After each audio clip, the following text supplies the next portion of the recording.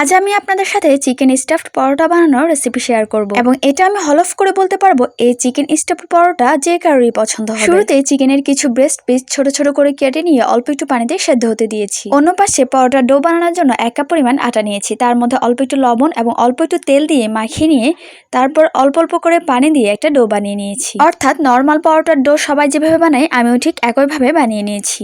তারপর চিকেনগুলো সেদ্ধ হয়ে এলে উঠিয়ে নিয়েছি। এরপর চিকেনের পিসগুলো ছোট ছোট করে চিড়ে নিয়েছি। প্যানে দিয়েছি কিছুটা তেল, তারপর এর মধ্যে দিয়েছি একটা পেঁয়াজ কুচি এবং অল্প একটু লবণ দিয়ে একটু ভেজে নিয়েছি।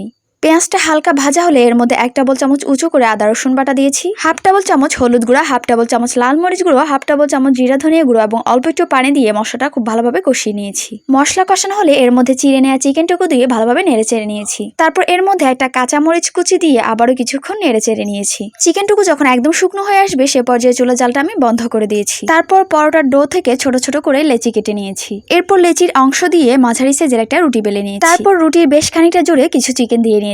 চিকেনটুকু পরিমাণে একটু বেশি দিলে পরোটা খেতেও বেশ ভালো লাগবে। তারপর রুটির এক পাশ ধরে পুরোটা রুটি আমি কুচি কুচি করে নিয়েছি, যেটা আপনারা খেয়াল করলেই বুঝতে পারবেন। এরপর সবগুলো কুচি একত্র করে মুখটা চেপে বন্ধ করে দিয়েছি। মুখটা ভালোভাবে বন্ধ করে নেওয়া হলে বেলনের সাহায্যে হালকাভাবে চেপে আমি পরোটাগুলো বানিয়ে নিয়েছি। আর হ্যাঁ, পরোটাগুলো আমি একটু মোটা করেই বানিয়ে নিয়েছি। তারপর চুলে দেয়া প্যান গরম হলে এর মধ্যে পরোটা দিয়ে পরোটার দুপাশ হালকাভাবে সেঁকে নিয়েছি। এরপর এর মধ্যে কিছুটা সয়াবিন তেল দিয়ে পরোটার দুপাশ ভালোভাবে সেঁকে নিয়েছি। আর হ্যাঁ, এই পরোটাগুলো যেহেতু একটু মোটা করেই বানানো হয় তাই আমি একটু সময় নিয়েই ভেজে নিয়েছি। আর এভাবে সবগুলো পরোটা আমি একে একে ভেজে নিয়েছি। সত্যি বলতে এটা আসলে বলার অপেক্ষাই রাখে না যে এই চিকেন স্টাফড পরোটা খেতে কতটাই মজা। তো আজকের ভিডিও সমাপ্তে এখানে দেখাবে নতুন কোনো ভিডিওতে। সব ভালো থাকবেন, সুস্থ থাকবেন এবং আমার জন্য দোয়া করবেন। আল্লাহ হাফিজ।